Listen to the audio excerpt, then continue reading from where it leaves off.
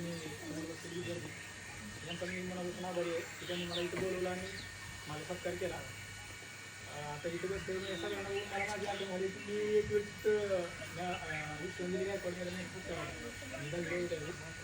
म्हणजे या असे सत्कार केल्याचा फायदा काय होतो मला आता तुम्ही जाणीव होती किंवा कुठेतरी मी त्यांना एक आयडिया मानलं होतं. ज्यावेळेस ते इथं आले होते त्यावेळेस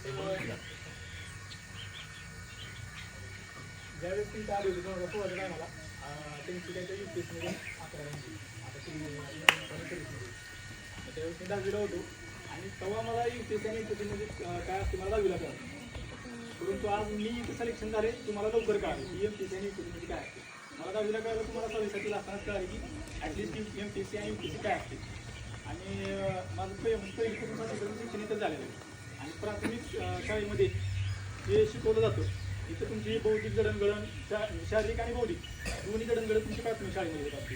त्याच्यामुळे तुमचे शिक्षक तुम्हाला जे सांगते तुम्हाला जे अभ्यास देते त्यांच्या सूचना तुम्ही पालन केलं पाहिजे आणि त्याचा फायदा तुम्हाला पुढे चालून 10वी नंतर 11वी 12वी नंतर तुम्हाला कळेल की तुम्हाला इथं जे शिकवलं जात होतं तुम्हाला स्पर्धा परीक्षेमध्ये जे तुम्ही सर्वजण स्पर्धा परीक्षा करता न करता तुम्ही प्रत्येक क्षेत्रामध्ये वेगवेगळ्या क्षेत्रामध्ये जाणार तुम्ही एकच क्षेत्र निवडणार नाही. तुम्ही कोण सायन्स करा कोण कॉमर्स करा पुढे जाऊन वेगवेगळे क्षेत्र तुमचे क्षेत्र वेगळे असणार आहे. त्याच्यामुळे तुमचं जे इतर शिक्षण तुम्हाला इतर प्राथमिक शिक्षणमध्ये तुम्हाला भेटणार आहे ते पुढे चालून तुम्हाला फायदा होणार आहे. जे स्पर्धा परीक्षेमध्ये आहे त्यांना तर पहिलीपासून फायदा होणार आहे. पहिलीपासून पासून तुम्ही जे शिकलात गणित असेल सायन्स असेल कोणताही विषय असेल तुम्हाला ते एमपीएससीमध्ये तुमचं तिथे रिफ्लेक्ट होणार म्हणजे तुमचा रिझल्ट तुम्हाला त्याचा फायदा तुम्हाला तिथे दिसणार आहे. त्याच्यामुळे तुमचे शिक्षक तुम्हाला जे आता मार्गदर्शन करते तुम्ही शाळा बुडवण्यापेक्षा शाळेमध्ये येत जा.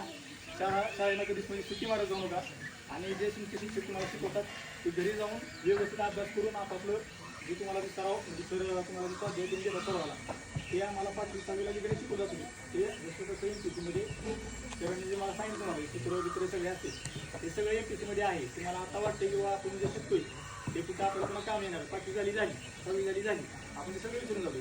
परंतु आता आम्ही सुद्धा 5वी 6वीचं पुस्तक घेऊन आम्हाला सुद्धा बसावं लागतं दिल्ली आम्हाला आठवत नाही की किंवा आता जे आम्ही एमपीएससीमध्ये पेपर देतो 5वी 6वीचे गणित असतील 7वीचे गणित असतील ते सर्व एमपीएससीमध्ये तिथं आहेत. त्याच्यामुळे तुम्ही आताचा अभ्यास त्यांचा व्यवस्थित करा जेणेकरून तुम्हाला पुढे जाऊन त्याचा फायदा होईल आणि तुम्हाला एका रिव्हिजनमध्ये ते आठवेल किंवा आपल्याला या सरांनी गणित शिकवलं होतं खूप छान गणित शिकवलं होतं त्याचा फायदा मला आता होत आहे.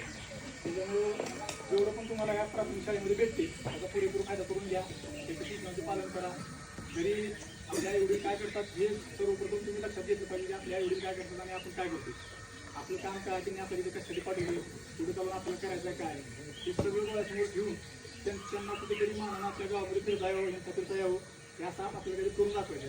हे असं तुम्ही लक्षात ठेवून तुमचा जो अभ्यास आहे कंटिन्यू पुढे स्टडी करत राहा चांगली होती. आणि